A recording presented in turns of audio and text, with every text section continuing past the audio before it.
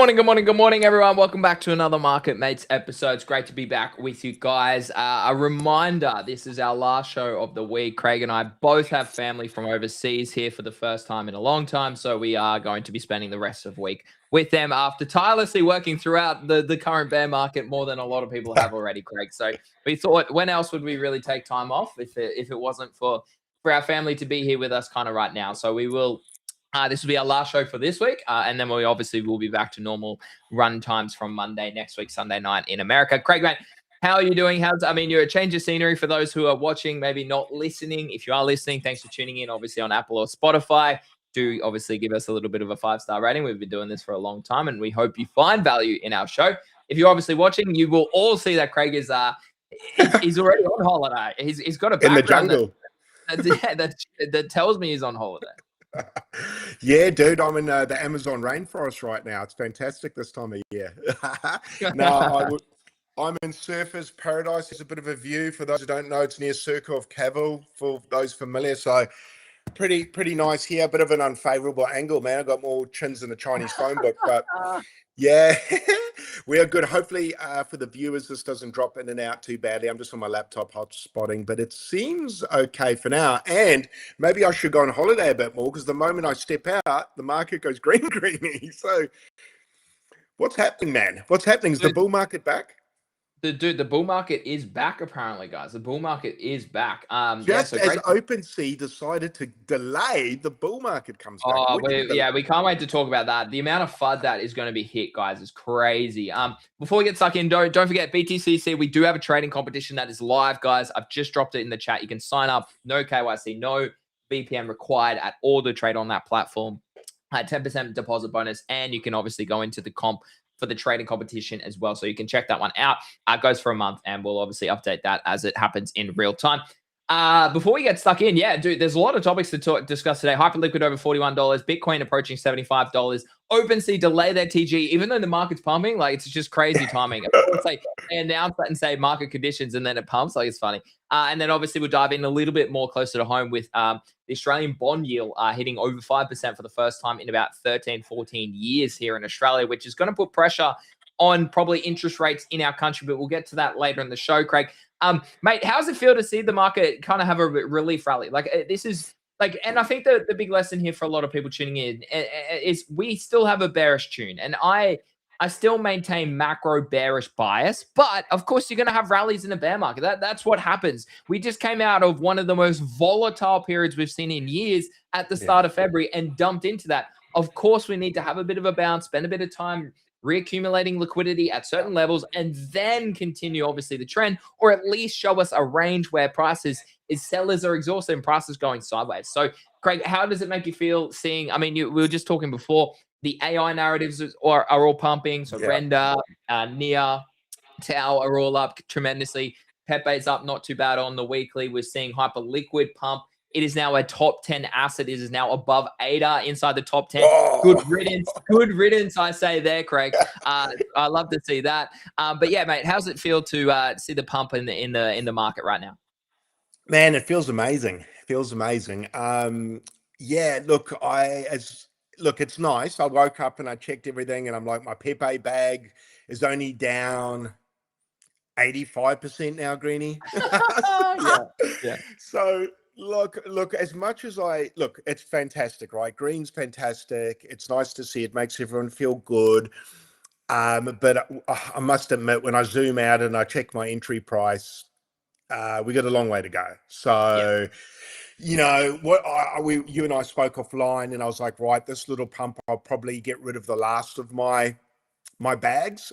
What I mean by that is a little bit of my last of Pepe, a little bit of my Mog that I got left. They're just sprinkles. I've got a bit of Pengu left. I wouldn't mind ditching a bit of that. But my Bitcoin, I'll probably hold here, I think. I just don't feel Bitcoin's at a level that, I'm particularly interested in selling at. I'd probably like to sell a little bit higher. But you kind of hit the nail on the head, Greeny. In bear markets, you see rallies. It's not like you and I, when we're speaking about being in a bear market, it's all down. It's not. There is up some days. There's just more down than up. So we're in a bit of an uptrend at the moment. not unusual. I mean, you're highlighting there back in 21. You can see we had little recovery bounces, relief rallies there, just like now. But great to see things like Hyperliquid pumping Yeah. like that. That makes me excited. I'm not in it, and I'm so annoyed. But that's trading, man. I didn't get the number I wanted, so now I've just got to be patient and wait for it. I'm not going to chase this pump. Hell no.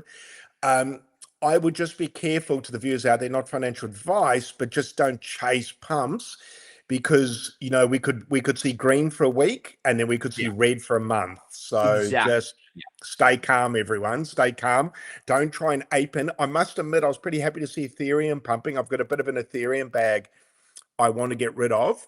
It's not massive, but I'm thinking this is looking pretty nice to exit those things.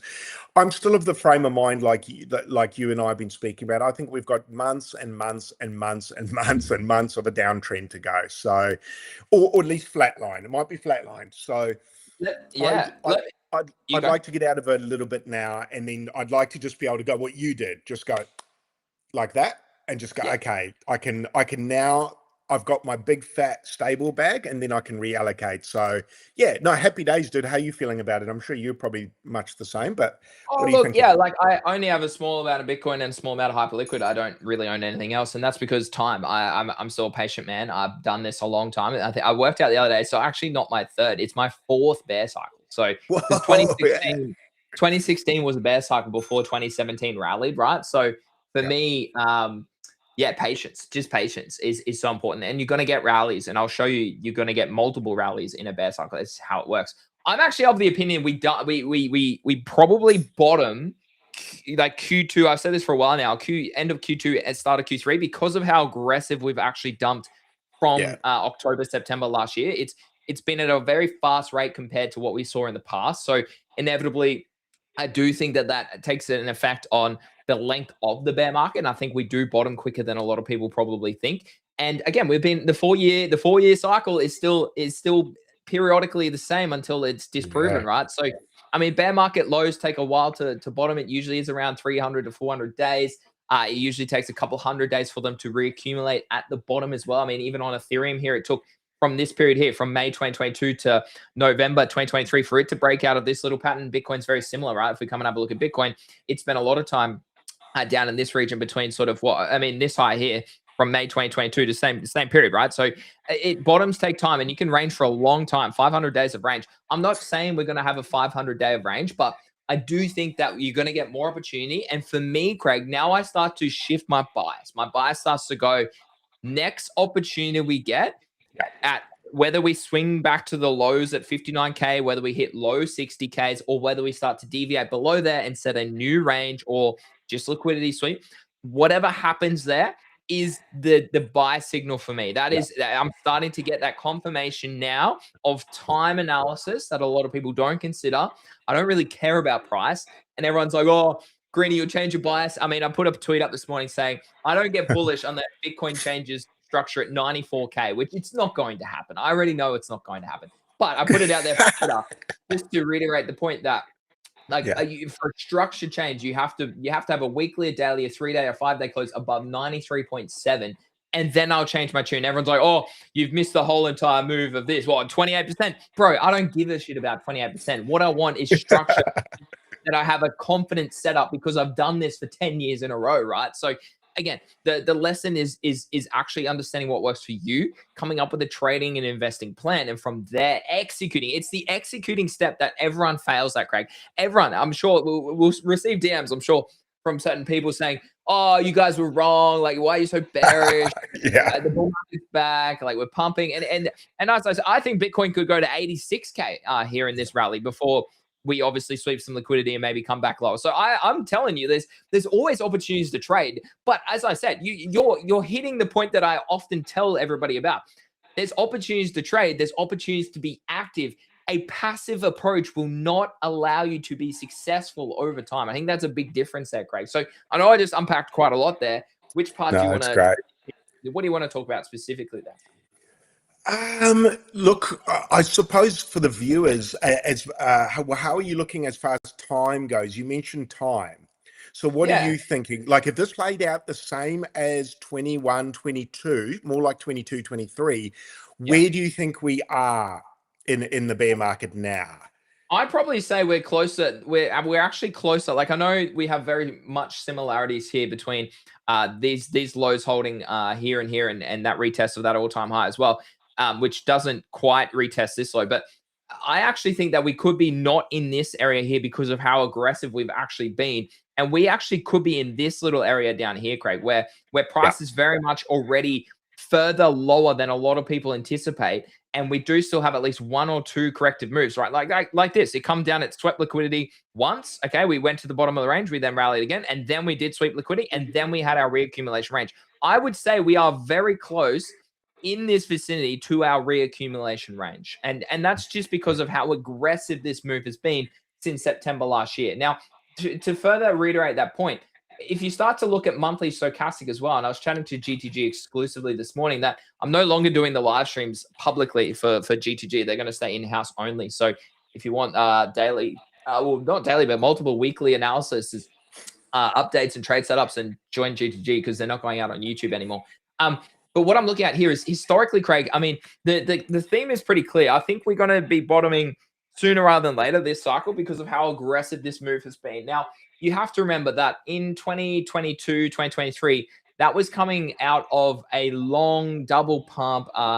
November was huge after the May pump as well, out of COVID in 2019. So inevitably, it took a long time for this bear market to play out on a monthly stochastic. We are already aggressively shorter in terms of price. Like if we had a look, just to compare where the stochastic momentum is now, it took 400 days for the monthly to get to where it is today at around the 182, 150 day level, Craig. So we are already halfway earlier. We're already in time. We are already halfway earlier than what we were last cycle. And I think that's a really important understanding, is that the monthly stochastic, guys, is just to reiterate here, it's not going to tell me the bottom, but it confirms a bottom is in once it starts to pivot back to bullish structure. Okay. And I think that's a really good lesson for people to understand. We'll be talking about it on the show.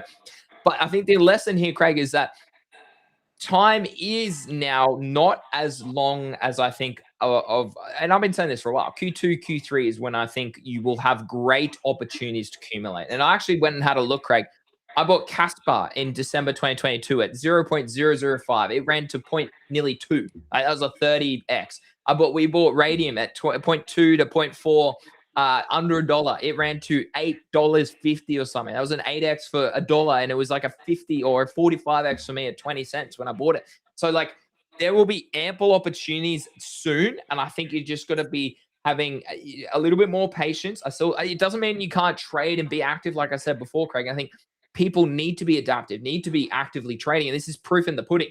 But I'm saying I talk mainly from a spot perspective. I talk mainly from a buy and hold perspective, because you only get certain occasions where that happens. I think back to when we ranged, I'll show proof of this. So the tariff dip reminds me of that. The August liquidation event and this period here where we consolidated sideways gives you that.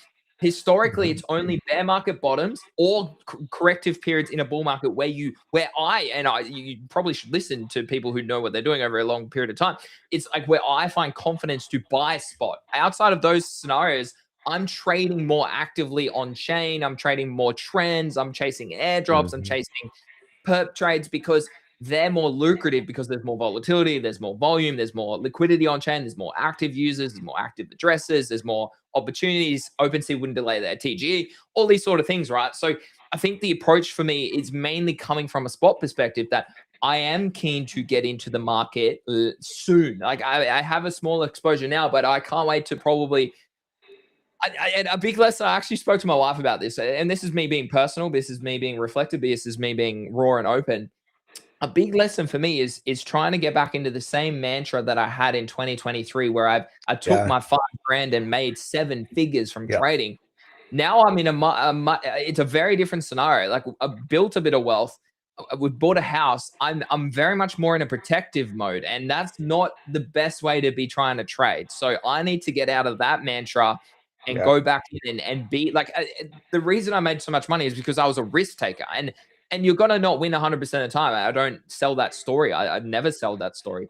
But you're gonna have better opportunities because you do take those risks. You're not like, it's not scared money. So I think for me personally, Craig, it's now getting to that maturity level. It's like you've got money. Now you need to reuse it so that you can now execute over the next sort of 3 to 5 years, right? So that it's hard because I'm like, well, hold on. I'm like running the business. I'm like, okay, I need this much runway because I'm paying myself, Yeah. like all these sort of things. Right now we got a mortgage. And I'm like, well, hold on. Like I need to have X amount in the business so that I have cash there in case shit happens. But I also need to be like, well, hold on, I should take X amount out of the business and trade with that because that's how I make money, right? So I'm finding that balance quite difficult at the moment. For me personally, is that maturing sort of investing trading Mm. journey. Yeah, I'm the same. I had a similar talk with myself recently because obviously when we got closer to the top, specifically Bitcoin, I mean here, I got really defensive. Yeah. And I don't think that's a bad thing. I think I followed a lot of long-term traders and they feel the same way. And you probably should feel defensive near tops or near Yeah. all-time highs. You don't Yeah. know it's a top, but when Bitcoin broke all-time high and headed to 100K, from 100K plus, I got really edgy. Yeah. Like that's why I kept selling Yeah. because I knew it was a ticking time bomb. And look how Mhm. quickly it broke down from 126 down to Mhm. 59. Like that was Mhm. fast. It took years or a year Mhm. or two to get to all-time high from the bottom, but from top to where we are now took months. So Yeah. it's like stairs up, elevator down, they say. It's very quick on the way down. So that's why I went in an ultra defensive mode from about 100K. So now I'm Mhm. having to retrain my mind Yeah. to be risk on again. And it's taking me a little bit of time to almost let go of the money Yeah. because in my head on the way up, I was constantly calculating how much I had. Classic, by the way, sell signal, guys. If you're Yeah. working out your portfolio wealth, start selling because I was like, oh, half this, half a Bitcoin, 2 Bitcoin. I was like, I should have been selling. But anyway, so I'm the same as you. And it's funny you bring that up. I probably think a lot of traders are probably feeling like that at the moment, where we've kind of got a little bit gun shy because the market, I mean, when the market dumps from 126 down to 59, Yeah. it rocks you, doesn't it? Like, look, I can only imagine how much it rocks some of our viewers because I was selling on the way up. Yeah, and I've been So, stable. I agree. Like and I've you've been been stable stabled up up. since October, September last year. So I knew the move was probably going to come and I was And even prepared though for it. you Yeah. even though you prepared, and I did too, it still emotionally hits you. There's still a part of you that goes, oh, all right, which is I don't think a bad thing. I think it's natural. But where the skill comes in being a great trader, I think is Mhm. understanding your emotions and how you feel and just regulating that. Are these real emotions? Oh, not real, but should I really feel like this now? And that's what you're doing at the moment. You're like, should I feel like this? And you're like, well, hang Mhm. on, this looks closer to a bottom than I thought. And if Mhm. that's the case, really, you should be starting to get quite bullish. And Mhm. I'm I'm the same as you. And that's why I mentioned on stream yesterday, I'm starting to get pretty bullish because I'm just waiting to see it. I'm like you. I'm waiting for that next dip, that next Mhm. one. That next one for me is I'm the same as you. I'm like I might go Mhm. quite not deep, but I'm going to start throwing in more than say 5K. You know what I Mhm. mean? It might be a 20K buy in Bitcoin or 30 or That's something.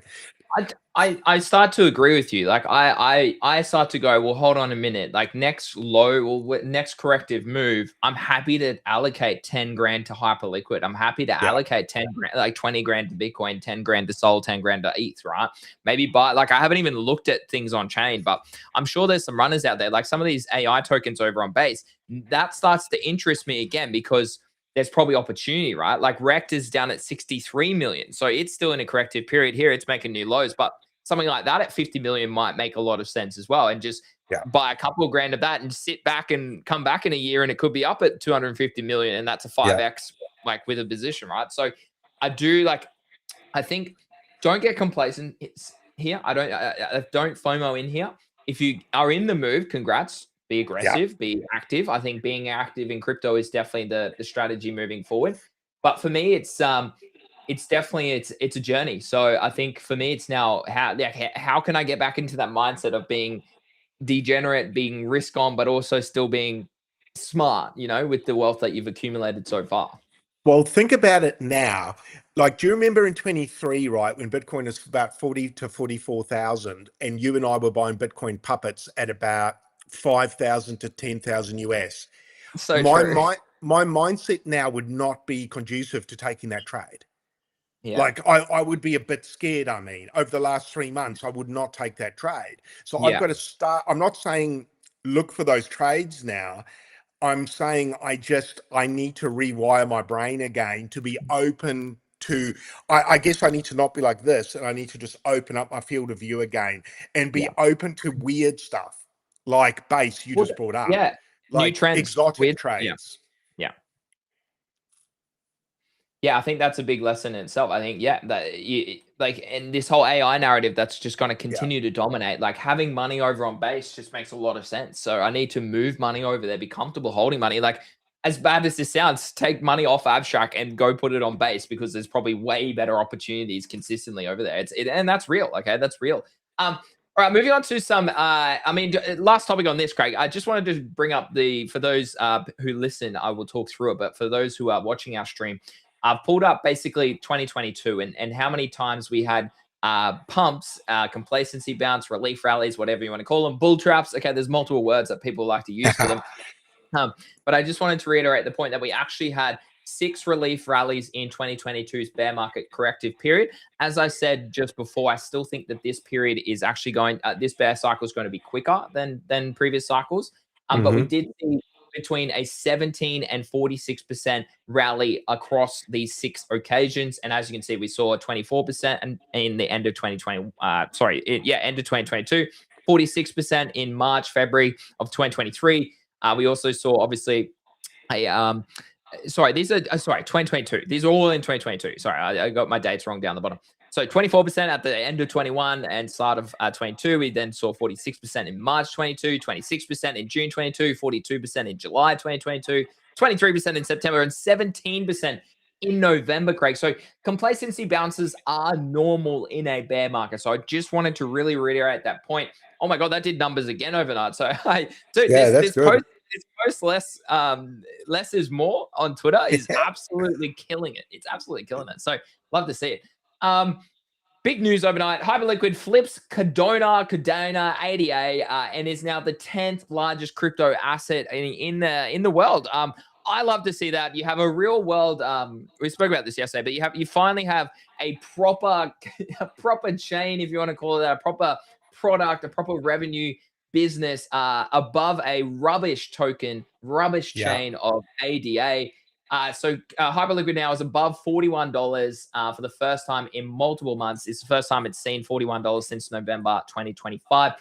It did move into the top 10, Craig, and it is currently now. The next target on its list is Dogecoin at 15 billion. Hyperliquid's at 10.5, and it did just flip Cardano at 10.4. So obviously, if we do have a bit more of a corrective period, I think Hyperliquid towards $30 still, as I said for a while, I still think you're going to get it there. I think anything in the $20 region is just, it screams value. It's just so obvious. But as we discussed yesterday, Trader Main coming out and making a really good point. As a fellow trader, it makes a lot of sense. Is the main hindrance of bearishness with Hyperliquid would be KYC and regulation, right? But like I was just thinking and chatting with GTG this morning about this, but you've also got the point of like a lot of BTCC and other exchanges are no KYC, no VPN, right, on their platform. So it's just you would be banned in certain jurisdictions, certain countries for using Hyperliquid. So maybe something like Australia, which does have KYC, would allow on like Bybit and whatnot. It would be allowed in Australia, whereas other countries that don't allow sort of those like Bybit and whatnot in those countries, then maybe Hyperliquid doesn't work in those countries. So I think that's it would just be geolocation based. So is that really that bearish, Craig? Or do you think it would be because they're making so much revenue, they would have to slam it from a regulation standpoint? Whoa, that's a good question. I mean, I can't see it being favorable to price if it starts getting banned. Like, there's just no way that can be bullish. Will people still use it with VPNs? I think absolutely yes. Oh, yeah. But there's a certain percentage that won't. So then the price will be affected. I guess probably the news of it happening would have more of a price impact than actual users no longer And that's using always it. what happens in crypto. It's Yeah. always the lead up to an event. It's always the Yeah. speculation, the hype, the sentiment leading up. And often it goes back to the same story it's been since I joined in 2016. It's like, buy the new, what is it? Sell the, I can't even remember. It's been a while since I've done it. What is it? I can't Buy the remember either. rumors. Oh, buy the rumors, sell the news. Yeah. I think if that happens, if they do something like that, I will buy. Like, I think that's like the Hyperliquid black swan narrative that would give me a really good entry, lower than the technical analysis would probably predict. That's probably your $15 Hyperliquid or something, like 20 or something like that. Obviously we're guessing here, I'm theorizing. That may never happen. I might not get my entry. Exactly. We could be wrong. It's just, but it's important that you, and I said this again to GTG this morning, it's like you need to be aware of anything happening. You need to be, if you're dumb, you're literally making the dumbest decision in life if you're not thinking about any possibility, good scenarios and bad scenarios. Realistic. It's not negative thinking. It's just being realistic. So many people live their life without being realistic. And I think it gets compounded when you're trading and investing. If you're being unrealistic, if you're trading on hope, if you're just gambling because your gut feels good, dude, that's not consistent. That's not repeatable. Sure, in a bull market, you'll make money because shit only goes up, right? So anybody can make money when markets go up, but the true people know how to take profit. They know how to make money in multiple conditions, all market conditions, and they know what they're doing in a scenario right now where the market is in a more corrective period, right? So yeah, I think that's a really good lesson in itself. I think as well, one of the benefits of running through all the different scenarios, A, it makes you mentally prepare for those scenarios. And B, I think it actually, as hippie as it sounds, I think it has a physical, logical effect on you that if the negative outcome occurs, you won't have that gut-wrenching moment quite as much as you would if you hadn't thought of it as at all. So it's like kind of thinking about the bad news in your mind. You feel it, so you're in your body, you think it's happening, and then you make a plan for if that happens. And what I find quite good is if that bad scenario happens, you've actually almost already lived it. And you actually know what to do because you made a plan if it happens. So it actually just, A, it doesn't affect you emotionally as much, physiologically as much, and you've already prepared for it. So that's what I kind of think of the best scenario, the middle scenario, and the worst, and you almost feel it. So then when it happens, you still kind of tighten up a bit, but it's not like you just, I remember in 21, I used to only plan for the best, not the worst. And then when the worst happens, the wheels would fall off the wagon and I literally would go into a panic. And it's not a good time to make a decision then. It's the worst. So yeah, no, really great points. What's this? What about season 2 of airdrop? What airdrop? I don't know what season 2 you're talking about, but give us more Draco. Give us some more Draco. Give us some more Draco. Give us some more information there. What season 2? What's like Hyperliquid? Season 3 of Hyperliquid airdrops? Yeah, I mean, I've been trading a little bit on the platform, not a lot, but yeah, it's a great platform. I do. Yeah, no, Hyperliquid. Yeah, I mean, it is true. Like that could be bearish. I mean, maybe people sell, but I mean, it depends, right, when it happens. If it happens in a bear market, I think there's less sell pressure. If it happens in a bull market, there's more sell pressure because price is up and it's worth more money, right? I think a lot of people would actually be pretty keen to buy, to hold potentially, their positions, right? So yeah, we'll definitely we'll be keeping an eye on that as it happens in real time. Moving on to the next trending topic, which is probably arguably very important news because this, I mean, we spoke about this for months, Craig. We what a surprise. We talked about this on the show.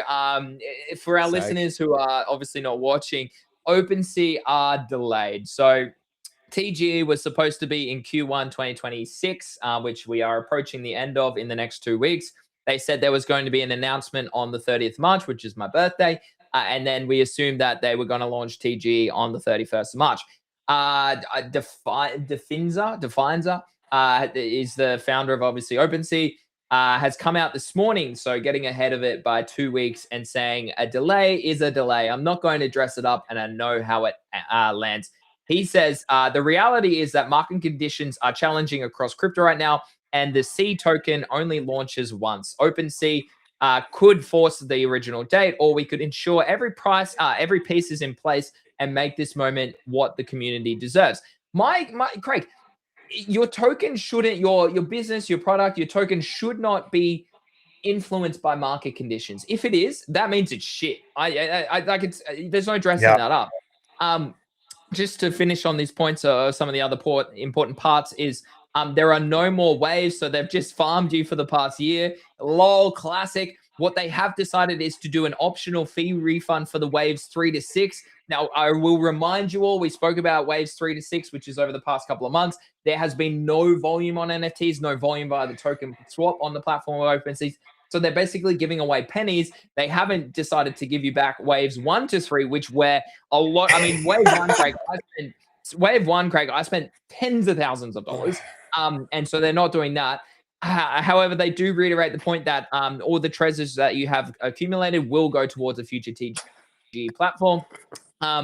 They also have this point here. So after March 31st, there will be 0% fees for 60 days. So for the next 2 months on their platform, now that Magic Eden is gone on EVM compatible NFTs, they're also postponing our March. They're also postponing their March 30th event. We'll host a separate one in the coming months. Again, no exclusivity. No, I mean, not exclusivity. No clarity. Focus on multiple updates. Like, this is like, bro, like you're shooting yourself. You're digging a deeper hole. You're just digging a deeper hole. It's as bad as that. This is so disappointing. Like, it's just so disappointing. Like if we want to start at the top, I don't even know if this is the top. You and I could literally rant about this for hours. But they collected so much in fees in 21. Their kitty, their war chest is humongous.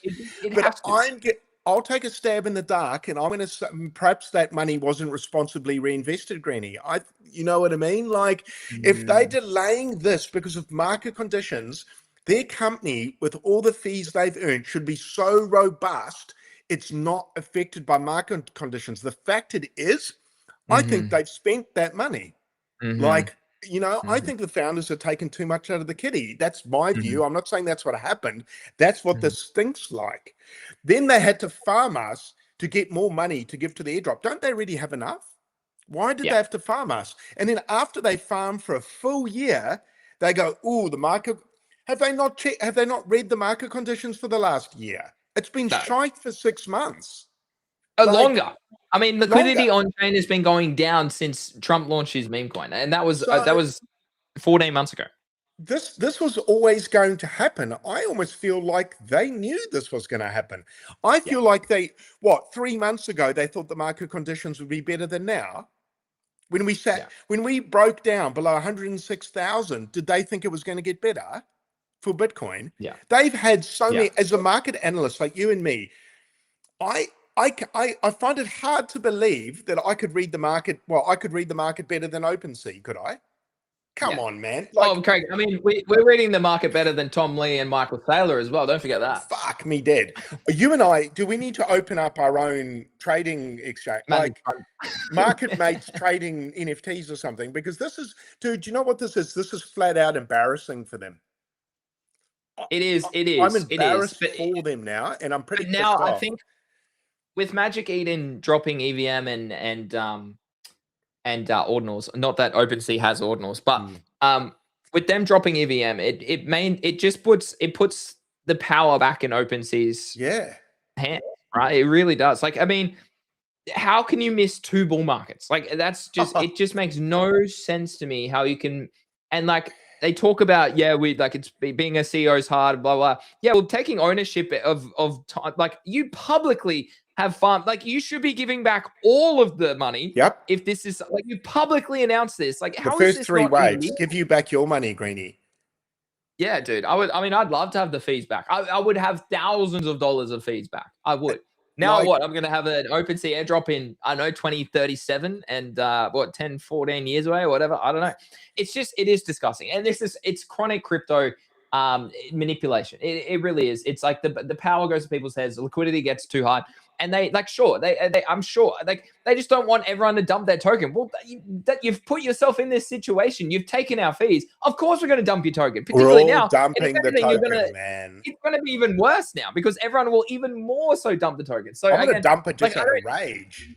Market conditions don't really matter because the behavior of the people is going to be the same. Okay, it's going to be the same. NFTs are nowhere to be seen, and they will continue to be nowhere to be seen in the years to come. Like they're losing market share, market relevance as the years continue. Like the longer you inevitably delay that, the more pressure you'll put on people selling your token when you launch your airdrop. If they come out and do some stupid vesting stuff, I'll be so annoyed, man. I will be so annoyed. But I wouldn't put it past them. I just don't understand, or it makes me infuriated to think a company that's, like I said, been around this long, made this much money, and they leave it till March 17th to announce this. Yeah. Like, what, 2 weeks before? Yeah.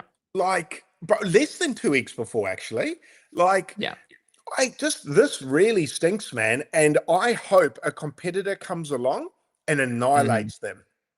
Like, and they get no more. But the issue is, like, yeah, but like, there's no volume, right? Like, you've seen Magic Eden say there's no volume, so like, it's a dying meta, and it's probably the same with Pump Fun, right? Like that, these are dying metas. Like, sure, meme coins will always be and there's probably going to be always more liquidity, more interest in meme coins compared to NFTs, but it's the same mantra, right? It's still the same. That was just sort of like meme coins were huge in 2024. NFTs were huge in 21, 22. Like it's like, but you can't replicate that in future because people get smarter, the market gets mature, the liquidity dries up, bundles and scams increase. People aren't interested anymore because it's not a new shiny asset class or a new shiny opportunity. So it just gets worse. So I don't know if a competitor will come out, Craig. True. But it's just, it's I don't know. It's just disappointing, man. It's disappointing. It's like, I can't just turn around and say stuff. Like, I can't change things that I say. Like, I can't just say to a meeting that I've scheduled, oh, no, sorry, I'm just going to delay it. Hey, market conditions aren't nice right now. I just want to delay this for the people. Like, bro, like, wake up and take some ownership. Seriously, take some ownership. But anyway. I mean, it just puts them in the same category as Bullocks and Photon now. Yeah. Yeah. Like, it's like, congratulations. You look like every other scammer platform open. So you look... Can you call them anything other than scammers now, bro? Like, honest, like, can you? Like, well, they farmed us. They farmed us already, which is fine because everyone was trading on the platform, blah blah blah. But then to outwardly say, nearly a year ago, we're launching a TGE, farm the platform, like fees, treasures, like do these quests, do all these, like the Coinbase one, like all of these side quests, the Moonbirds, like all the SBTs or whatever it all was. Okay. Do all this and then just say, no, we're gonna give back the fees just for the most recent period of time where your volume was absolutely low, not over the past 9 months before that. It's not a good look. It is not a good look. The thing that I think about, right? Either they're very sus or they're very fucking stupid.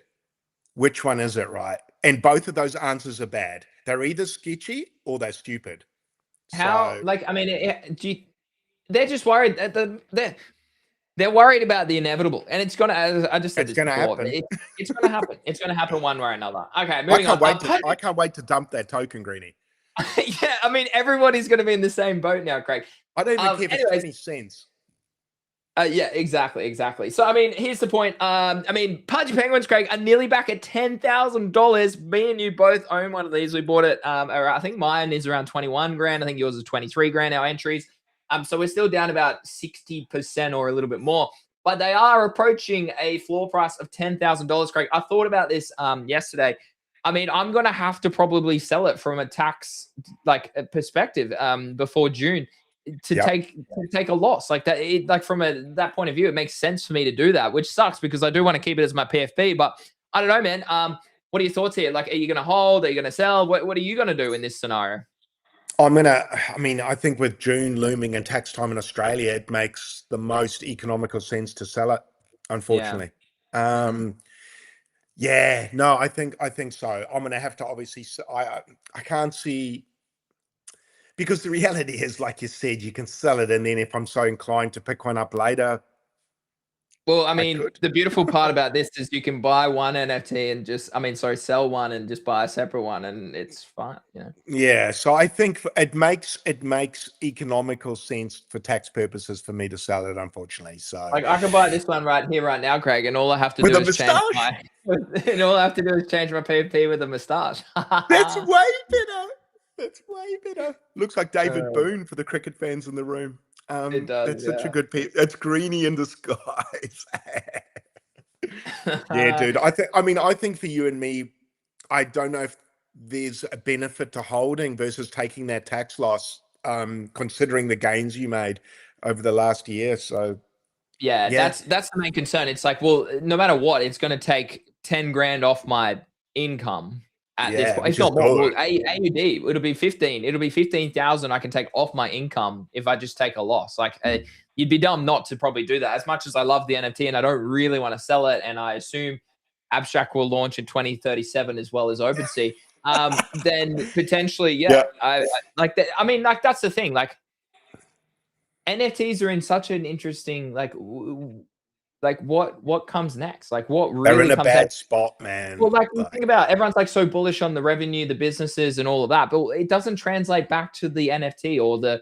And I mean, they had the ETF and whatnot, but the ETF was 90% Pengu and 10% NFTs, right? So it's like, yeah, but then who else is going to speculate on an NFT meme coin ETF? Like, it's probably just going to be people who are crypto native. It's not going to be yeah, some random person on the street, right? Like, I don't know. I'm just nah, again, I'm not creating fun, and I think this is a big lesson. I'm not here to create FUD. I'm here to be realistic because so many people aren't realistic. Okay, there's so many yeah. people aren't realistic. People use the word FUD a little bit too easy in crypto. I noticed as Oh well. Like yeah, if you I bring wrote up it. if you bring up that there's a potential possibility that something goes down, that's Yeah, called FUD. It's like, no, hang on, that's you realize that's one. It can go up or down. Yeah, like yeah, it doesn't all go up. So, and also just to clarify on your point or reiterate, Magic Eden's now shut support for EVM NFTs. yeah, So not only have the prices of NFTs gone down, the actual marketplaces that sell them no longer yeah. support it. No, exactly. That's the worry for me. Like, it's like, Yeah, oh if boy. there's no volume, then how is OpenSea making money? How are they going to launch a TGE? Like, unless they have the kitty, they're paying these dudes hundreds of thousands a year just to advise them or to be on their team. It is interesting. I mean, you don't know. We don't know the books. It's not public. Like, it's not like a stock where they have to post their earnings, post all their cash Yeah. positions, all that. Like, it's all anonymous because it's blockchain technology and blockchain companies. But speaking on that point, Craig, I actually wrote a tweet last night about this. I said, someone is bearish on your favorite coin and your first reaction is to call them a scammer. Really think about why that is. CT, so crypto Twitter, has the biggest ego problem in any market. If someone's thesis doesn't match yours, that's not a scam. That's just a different opinion. But most people are here, or most people here, sorry, would rather attack than consider they might be wrong. It's ownership, Craig. I mean, it's so easy to type anonymously behind a keyboard these days. The amount of people that hate on my tweets every single day, it's like it's a reflection on them. It's insecure. They're just insecure, is the way I like to think about it. Yeah, I mean, it takes me back to 24, 25, and you and me were selling Bitcoin from 100K upwards. There were people out there that were calling us retarded because we weren't paying attention to the rainbow color chart that they followed, and that Exactly. chart told them it was going to 250, 300, and we got called retarded. And interesting enough, do you know what? None of them are here today. Yeah. Yeah. Isn't that Yeah. interesting? They're all gone. They don't Yeah. comment anymore because they're not even. I checked one of their Twitter profiles. He hasn't posted in almost a year. So Crazy. Yeah. it's just interesting to me how people had this thesis that they believe like religion, but then when it doesn't go their way, they actually completely leave the market. Yeah. It's like, whoa, your conviction was, yeah, Yeah, shoddy. they're just. I mean, Craig, it takes a Tourists. lot. Yeah, exactly, and they're just a follower. It takes a lot to be a leader in this space. It really does take a lot. Crypto is pumping. BTC nearly approaching $75,000 as it starts to get up into this daily, 3-day, 5-day, weekly liquidity levels. Big levels ahead of us here. Very curious to see. Um, Eli, you have to replay. I think you can watch the stream back, Eli. I'm pretty sure you can go. Yeah, You don't have to watch it live right now, so you can go back and then you can actually. I often go back to the start of a live stream and then put it on like 1.5x, right? yeah, yeah. I still think It's a this is a trap. bull. I still am in that camp. It doesn't mean we can't rally and there's not opportunities to make money trading up until I said before 86. I could even see us hit potentially if we really get a nice rally. But it's interesting price action, that's for sure. A little bit closer to home, Craig, really quickly, the pressure is building. Australia hasn't seen 10-year bond yield above 5% for about 13 to 14 years. Is this a sign of what's probably going to happen across the world? Canada, US, UK, Europe, where this war is putting pressure on fuel prices, which is putting pressure on importing and exporting, which is putting pressure therefore on groceries, which therefore puts pressure on the economy, which therefore puts pressure on inflation, which therefore puts pressure on interest rates going up. What are your thoughts around this as someone that obviously has a little bit more? I mean, Jade, mortgage rates would be 10%. So I don't want to see that. Like, I see comments like that. I'm like, dude, that it's like it would shut down the Australian economy if rates get to 7%. But then I'm like, well, should I be fixing a rate of like X% for like a couple of years or not? I don't know. I really don't know what to be doing right now. I really don't know what to be doing. Yeah, I don't actually really know either. I mean, obviously, I had a quick look earlier, and it tends to happen when inflation is on the way up. Yeah. So then the bonds go above 5%.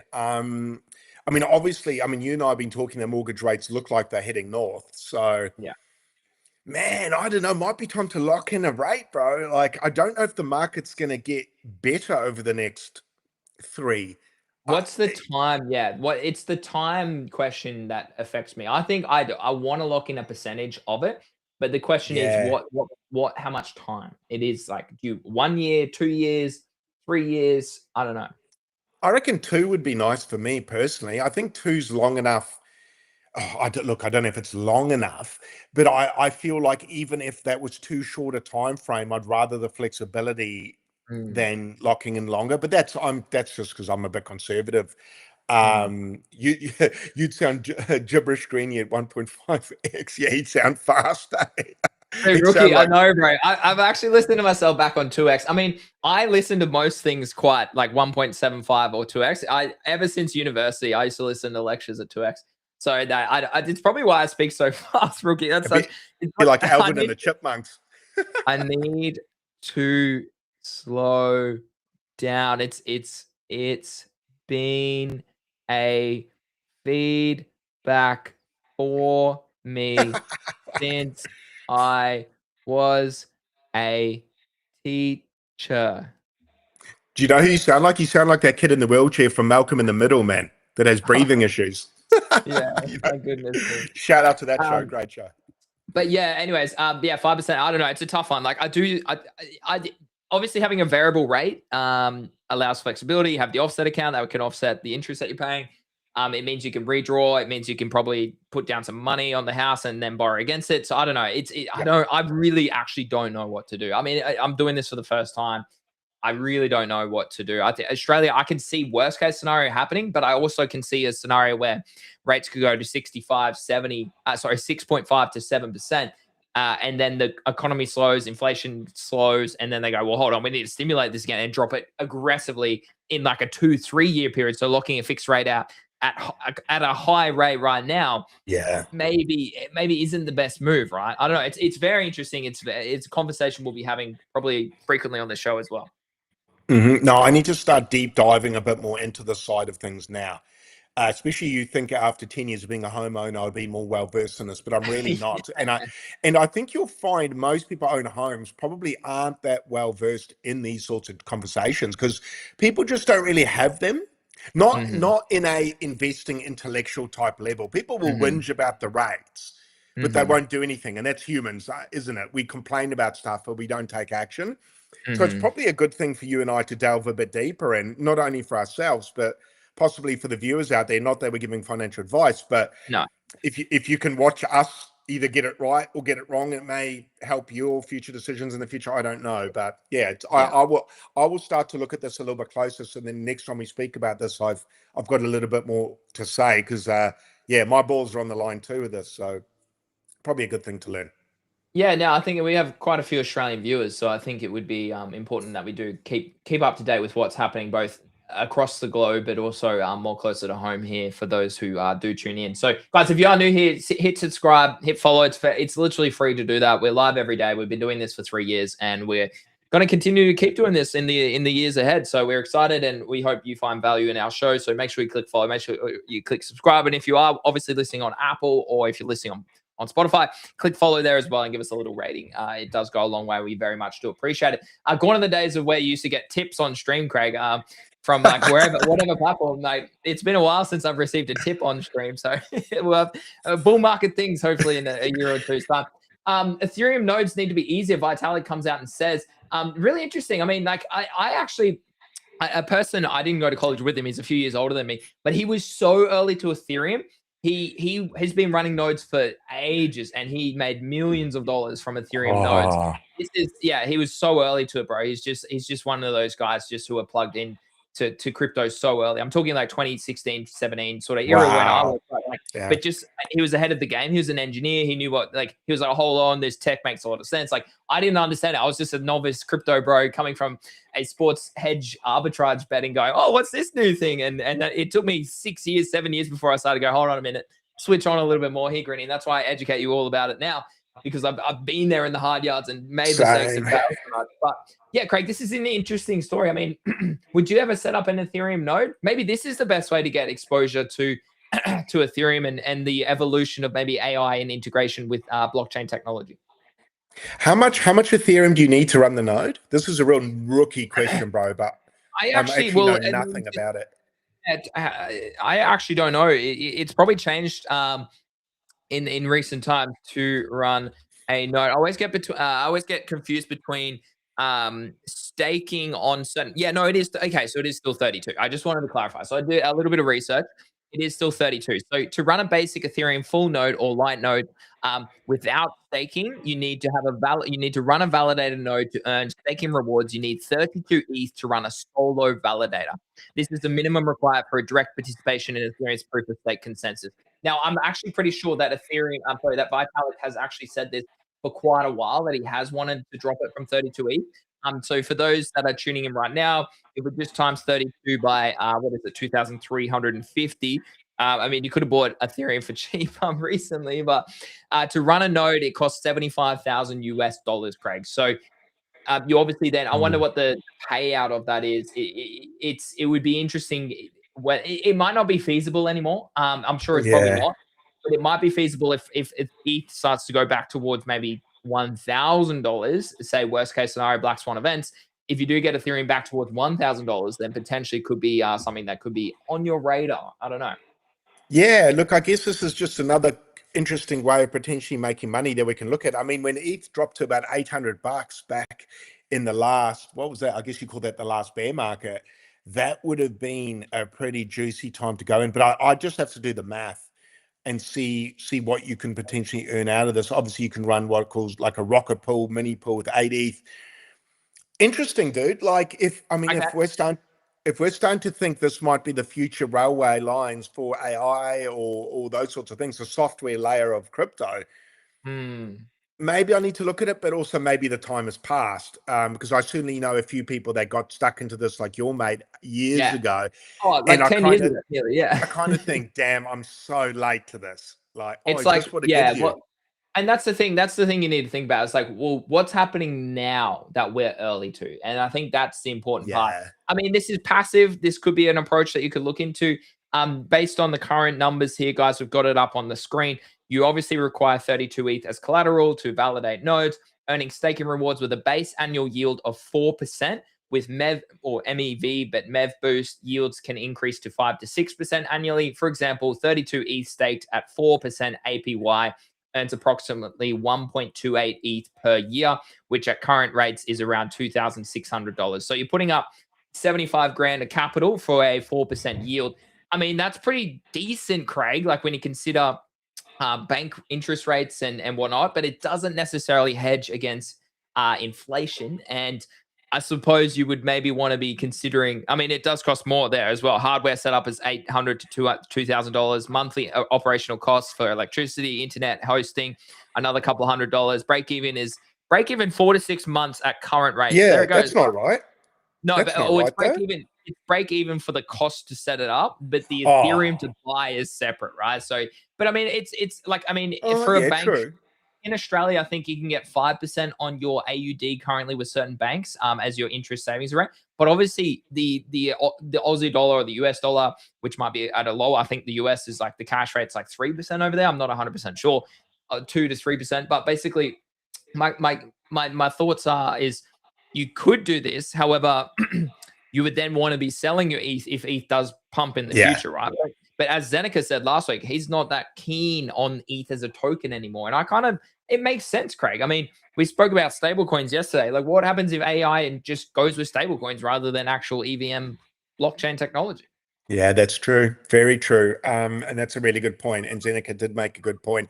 Even though the tech's fantastic, just like Chainlink, why do you need to own the token? Why not just use the tech if you're into the tech? And if you want to make money off the tech, probably better to own the company using the tech than the actual token, which was probably just a raise to pay the staff and things like that. So that to me doesn't look like a super sexy option. I think I can outperform 4% a year. And that's probably the way you got to think about it. Maybe for someone more passive, could be a shout. Yeah, particularly if they do drop. If Vitalik makes it easier and maybe it goes down to like, I don't know, 10 ETH or something. That was my number. 10 ETH, I might be interested. But the APY will go down, like, because there are more people in there. So it's more distributed, right? So it's like, feels like the time might be gone. Yeah. But then I mean, we're working in an industry where 4% is laughable. So yeah, that's not going to turn enough people on, I don't think. But yeah, I'd rather put that much money into something else. I'll put into Bitcoin at the bottom and I'll try 3x it. Let me just do some quick research. How much is Solana staking APY, and how much is Hyperliquid staking? I've personally never got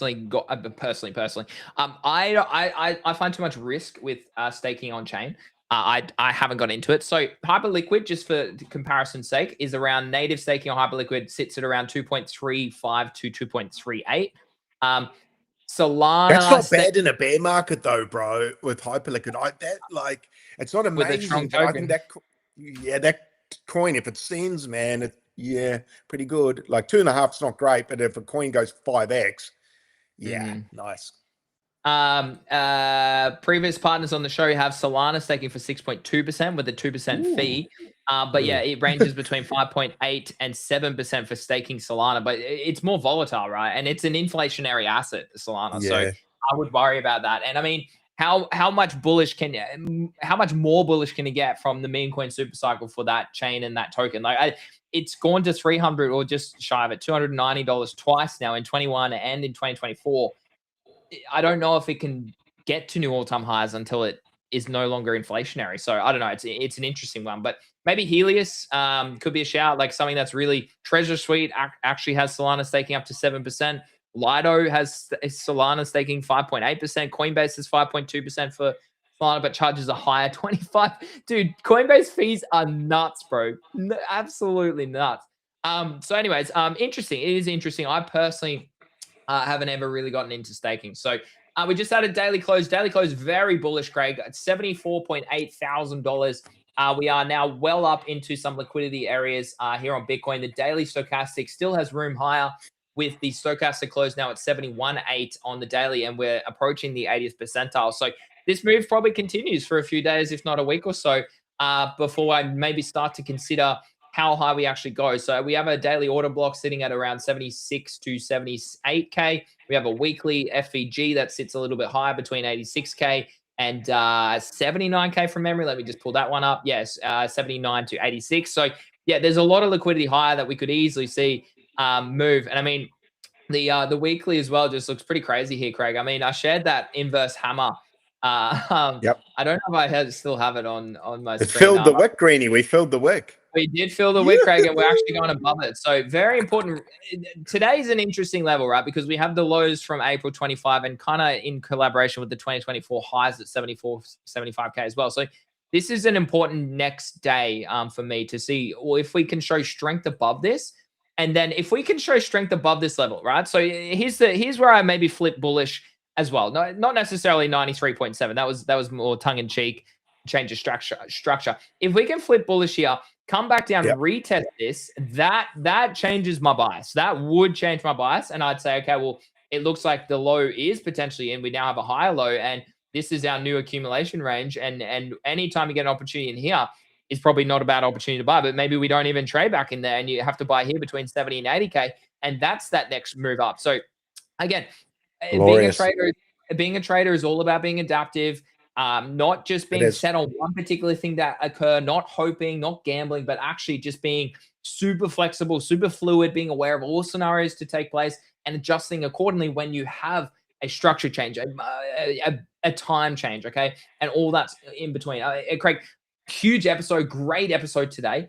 Anything you want to leave us with? And just a reminder, guys, this is our last show of the week. Unfortunately, we won't be live Wednesday, Thursday, Friday. Both of us have family from overseas, so it's the first time we're seeing them in multiple years. So it's nice to catch up with them. So anything you want to leave us with here, Craig, as BTC closes at 74.8 on the previous daily close? Yeah, question time. So say I've got that Bitcoin, quarter Bitcoin that didn't swap. Where would you sell, Greeny? If you were me and Bitcoin pumped and it was a relief rally, what price point would you sell at? I'd actually hold. I would actually hold that.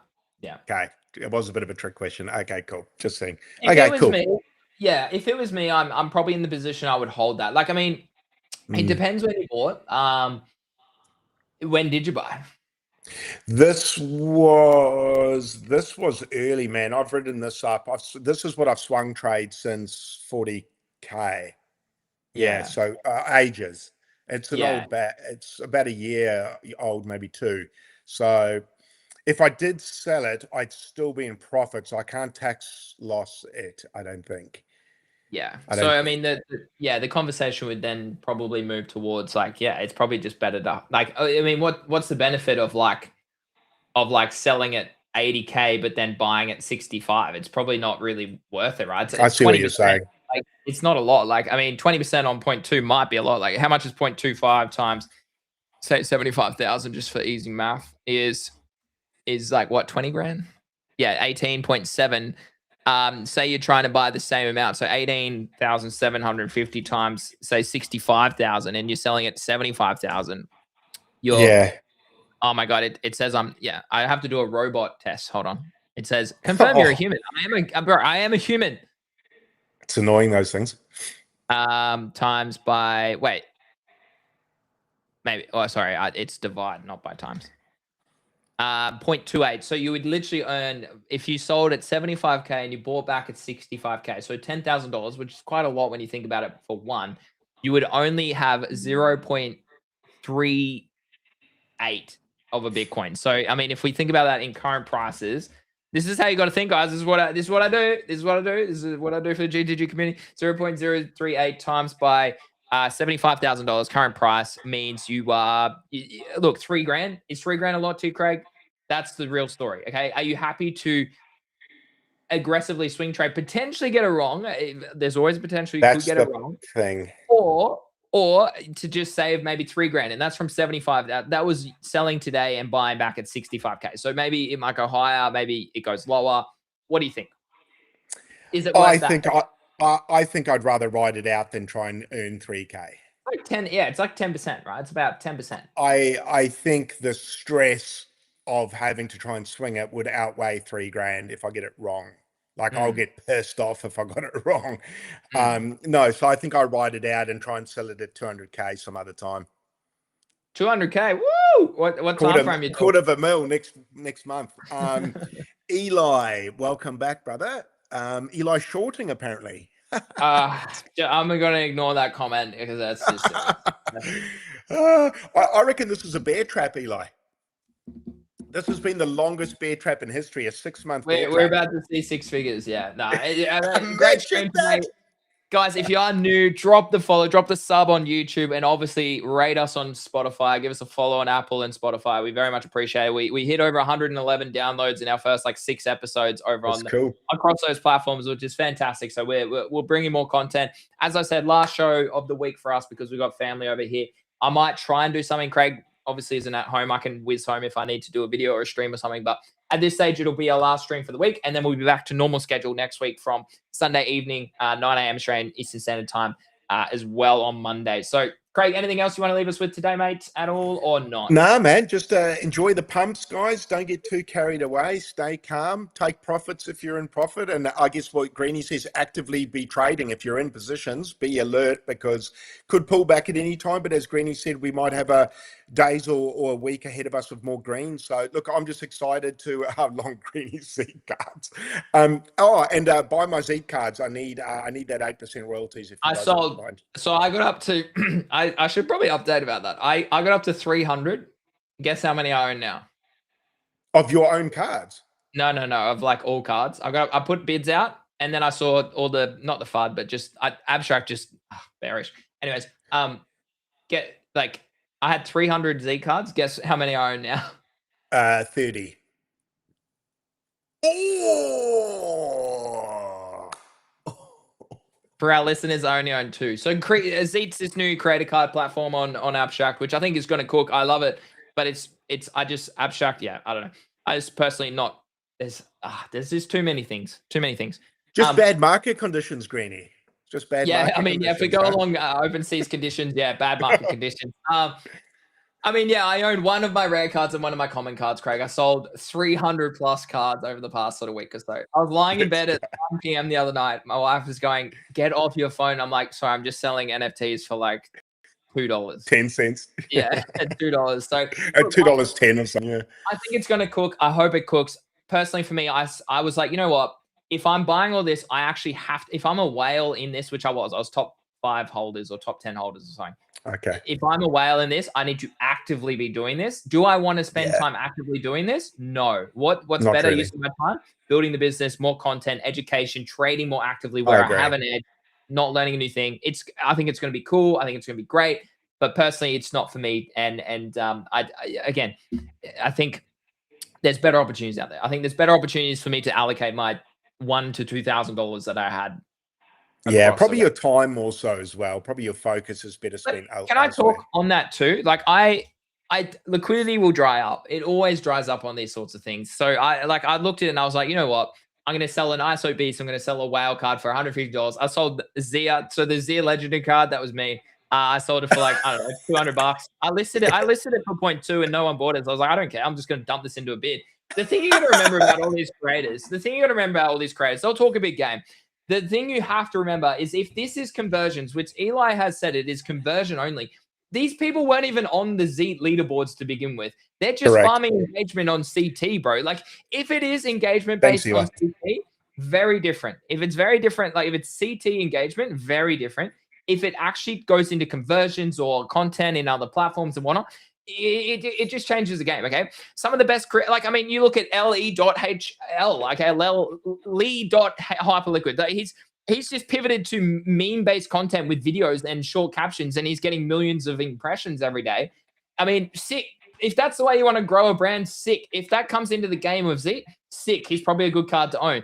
If it's about conversions, people like that are not worth holding the cards. And so, again, I was a top 5 Zeet earner. Like, I know how it works. I'm going to probably partake in it potentially, but I've gone down this whole mantra of less is more on my Twitter profile, Greg, and I'm absolutely killing it, bro. So, like, why would I change that? And so I think, again, more time in the better use of time. Don't get stuck thinking something is fun. Sure, something is fun, but is it actually going to make you money? And I think that's the lesson that I've really understood about crypto is like, I'm here to have fun, but I'm also here to make money. And I think there's better money in making opportunities than that personally. I don't know what your thoughts are there. Yeah, I mean, I've probably got similar thoughts to you, but I'm probably more keen to get stuck in and do a little bit of trading with it. So for myself, I'm a bit different in that I do find that sort of thing quite fun and stimulating. Also, I don't have the burden of running a live trading group like you do. So even though I'm building our brand out and doing that sort of work, I also don't have the same time suck that you have with GTG. Not saying it's a time suck, but it is a time suck. So you and I are probably just at different stages, but I completely can appreciate your view and where you're coming from. And there is a possibility it falls over and does terribly too. So, you've taken risk out of it now. Did you end up making money? You probably did. In Oh fact, it was yeah, free, I mean so you have. it was all free. So I probably made $1,000 from Zeke cards. Yeah, I mean I That's probably great, lost money dude. because I probably lost money because I bought like Jack and shit overpriced and then sold them into bids. So I farmed the Yeah. shit out of. I mean my abstract XP went up 6x. Sick. That I mean, it's a point. I mean, I spoke about point systems and reward systems previously as well. Like, it's just a bearish. It's a bearish model. It's a bearish model because you're incentivizing people who are none the wiser of nothing, no intrinsic value, no money making. Like, it's just leading them to the slaughterhouse. And you've like OpenSea literally have just come out and said that and they're $1 billion company. Like, I mean, what do you think smaller chains going to be doing? Smaller products are going to be doing? It's just I'm sick of it, Craig. And I'm sorry that it's not FUD. We spoke about FUD earlier in the episode. This is just me being realistic and telling people what they actually need to hear because so many people out there on the timeline, on YouTube, don't tell you what you need to hear. So I really hope you appreciate that because as a teacher, as a qualified teacher, my job is to tell you what you need to hear at all times. And sometimes that's criticism. Sometimes that needs to be some hard conversations. And I often need to hear people give me hard feedback. And it's been good. Like I've partnered with some business guys and they've been great. They're like, Greeny, this is rubbish. You need to fix this up. You need to do this better. Your content's trash. I'm like, your thumbnails are shit. I'm like, sick. Tell me what I need to do. Like, how can I improve? And let's sort this out. Right. So I think as humans evolve, Greg, being able to critically have conversations is going out the window. And it's so true. Like, I mean, everyone just results to call people scammers. Everyone results to just hate speech because they're not bull posting your bags or saying what you need to hear. That's more of a reflection of your insecurities than your ability to critically evaluate and take on feedback and do better. Like that's like